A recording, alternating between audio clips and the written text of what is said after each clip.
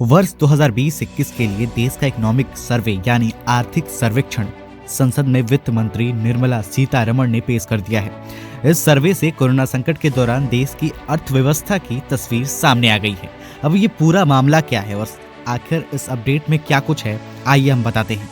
वर्ष 2020-21 के लिए देश का इकोनॉमिक सर्वे संसद में वित्त मंत्री निर्मला सीतारमण ने शुक्रवार को पेश किया है। इस सर्वे से कोरोना संकट के दौरान देश की अर्थव्यवस्था की तस्वीर सामने आ गई है। अब सर्वे में कहा गया है कि इस वित्त वर्ष यानी 2020-21 में जीडीपी -7.7% होगी, यानी इसमें 7.7% की गिरावट आ सकती है। सर्वे में यह भी कहा गया है कि अगले साल देश की अर्थव्यवस्था में अच्छा सुधार होगा।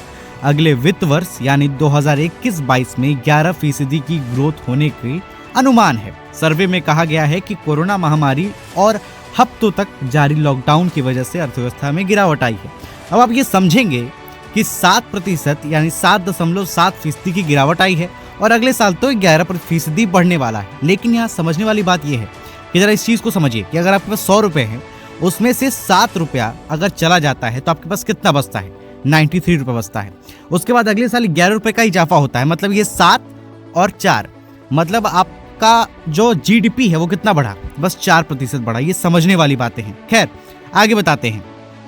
इकोनॉमिक सर्वे में कहा गया है कि संकट को देखते हुए सरकार को अपना खर्च बढ़ाना होगा। सर्वे में प्राचीन राज महाराजाओं के काल का उदाहरण देते हुए बताया गया है कि जैसे सूखे, अकाल आदि की आपदा के दौरान भारतीय राजा लोगों को रोजगार देने और निजी क्षेत्रों की दशा सुधारने के लिए महल, किले आदि बनाते थे, उसी तरह उपाय मौजूदा संकट में भी करना होगा। सरकार को इस समय खर्च ज्यादा करना होगा। वहीं बता दें, गौरतलब है कि कोरोना संकट की वजह से मौजूदा वित्त वर्ष में देश की आर्थिक हालत खस्ता रही है। तमाम रेटिंग एजेंसियों ने भी अनुमान जाहिर किया है कि इस साल जीडीपी में 10% के आसपास गिरावट आ सकती है। इस साल की पहली तिमाही में करीब 24% की गिरावट आ सकती है। वहीं 2 तिमाहियों में गिरावट का आंकड़ा जारी हो चुका है। तीसरी तिमाही में भी जीडीपी में गिरावट होने की ही आशंका है। ऐसे में सबकी नजर आर्थिक सर्वे पर ही थी। अब आपको बताते हैं क्या होता है आर्थिक सर्वे। देश के आर्थिक विकास का सालाना लेखा जोखा होता है। इस सर्वे रिपोर्ट से आधिकारिक तौर पर पता चलता है कि साल के दौरान आर्थिक मोर्चे पर देश का क्या हाल रहा। इसके अलावा सर्वे में ये भी जानकारी मिलती है कि आने वाले समय में अर्थव्यवस्था में किस तरीके के बदलाव या फिर क्या संभावना मौजूद है।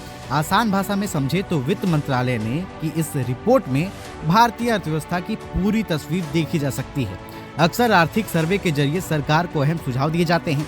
हालांकि इसकी सिफारिश सरकार लागू करे यह अनिवार्य नहीं होता है। आर्थिक सर्वे को मुख्य आर्थिक सलाहकार यानी CEA की टीम तैयार करती है। इस बार मुख्य आर्थिक सलाहकार कृष्णमूर्ति सुब्रमण्यम हैं और कृष्णमूर्ति की अगुवाई में आर्थिक सर्वे रिपोर्ट तैयार की गई है। वित्त मंत्रालय के इस अहम दस्तावेजों को सदन में वित्त मंत्री द्वारा पेश भी किया जाता है। आज के लिए बस इतना ही। देश दुनिया की बाकी खबरों के लिए देखते रहिए और सब्सक्राइब करना बिल्कुल ना भूलिए।